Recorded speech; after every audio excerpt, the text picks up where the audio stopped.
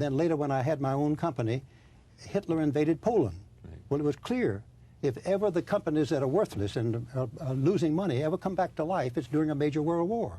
So a couple of days after Hitler invaded Poland, I looked over all the New York Stock Exchange and the American Stock Exchange. There were 104 companies whose prices had gone down below $1 a share.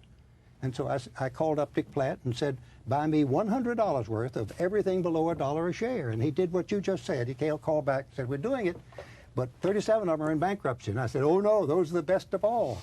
The one outstanding one, Charlie, was the $7 preferred stock of Missouri Pacific Railway. It had gotten down to 12 cents a share. Yeah. It hadn't paid dividends in years, but boy, railroads come back in a war.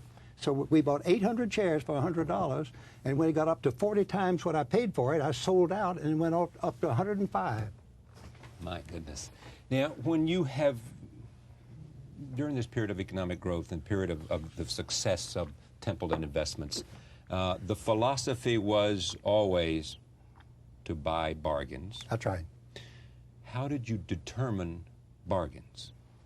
The lowest in relation to many factors, but the biggest factor is earnings. How low is it in relation to earnings? How low in relation to growth trend? How low in relation to dividends? How low in relation to book value? How low in relation to competitors?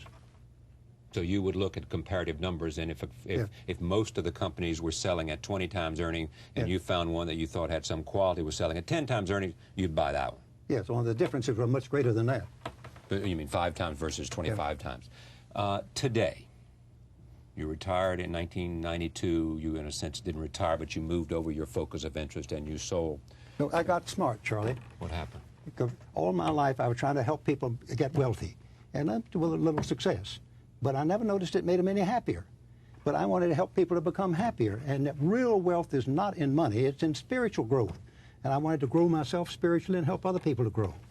But had you been a religious person throughout your life? Because you had once wanted to be a missionary. So those principles definitely, that had guided you. Now, are some of those principles the same kind of laws of life that we see in this book today? Correct. That's just what it is. Like what?